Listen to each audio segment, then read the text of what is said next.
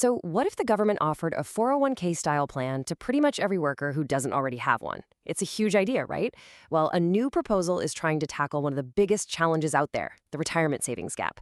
So, in this explainer, we're going to break down exactly what this plan is, who it's really designed to help, and yeah, who it might just leave behind. Let's just start with a number 56 million. Just let that sink in for a second. That is how many Americans right now don't have an employer-sponsored retirement plan. That means no automatic savings, and this is the big one, no employer match to help boost their nest egg. And look, this isn't just some dry statistic. People are calling it a gross disparity in our country's entire retirement system. When you frame the problem like that, as a real issue of fairness and access, that's exactly why this new solution is even on the table. Okay, so that brings us right to our first section. Really understanding this 56 million gap.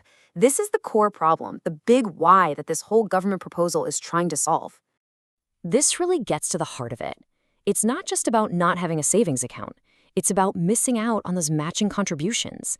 I mean, that's basically free money that just dramatically speeds up your savings.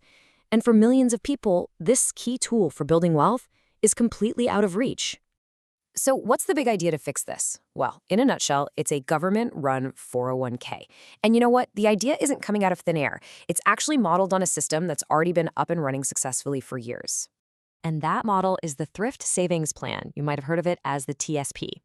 This is the retirement plan for federal employees, and it's famous for two things: being incredibly simple and having really, really low fees.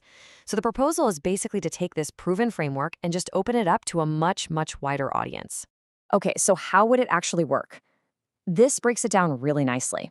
First, it's targeted specifically at eligible low-income workers.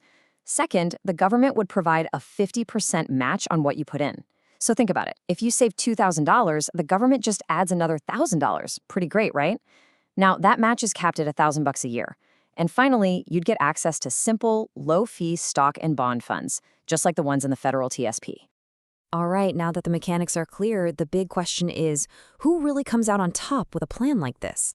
Let's take a look at the potential winners. The two groups that really stand to gain the most here are gig workers and employees at small businesses. I mean, these are the exact people who so often fall through the cracks of the traditional 401k system, either because they're independent contractors or maybe their employer just can't afford to offer a plan. The real magic for these groups, it comes down to two things: simplicity and cost. High fees and really complex plans are huge hurdles that just stop people from investing. This model, with its rock-bottom fees and super straightforward structure, would just get rid of those obstacles for millions. But, as always, no plan is perfect.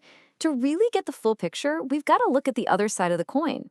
What are the downsides, and who might not benefit quite as much? This comparison gives us a fantastic at-a-glance summary.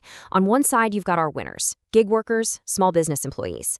But over on the other side, we see two groups that could be negatively impacted: the big brokerage firms and, maybe surprisingly, older workers who are getting close to retirement. Let's talk about the industry impact for a second. If the government comes in and offers a simple, super low-cost retirement plan, well, that's direct competition for the big mass brokerage firms, the companies that serve everyday investors. They could lose out on that whole pipeline of entry-level clients, which might just force them to lower their own fees to stay in the game. Okay, but what about those older workers? This part seems a little counterintuitive. I mean, if you're close to retirement and you haven't saved a lot, shouldn't any help be good help? Well, the answer really comes down to the fundamental math of investing. The reason is all about the power of compound growth, which this chart shows perfectly. A little bit of money invested for 30 years grows way, way more than the same amount invested for just 5 years. Time is really the most powerful ingredient in the whole retirement savings recipe. So for someone who is only, say, 5 or 10 years away from retiring, there just isn't enough time for that compounding magic to really happen. Even with a government match, getting access to an account this late in the game probably won't, as one analyst put it, move the needle much. So where does all this leave us? Let's pull all these different threads together and just look at what this proposal really represents as a potential new model for retirement. All right, let's do a super quick recap. We started with the problem, this massive retirement gap affecting 56 million people. The solution on the table? A simple, government-backed plan with the generous match. This would be a huge win for gig workers and people at small businesses. But its biggest limitation is that it's a long-term fix, so it offers less help to those who are already close to retirement age. And that brings us to our final question. This proposal, it targets a very specific group, but it really makes you think about a much bigger idea. Is a simple, low-cost, government-backed savings plan the future of retirement for a much, much broader slice of the population? And that is the thought I will leave you with. Thanks for tuning in.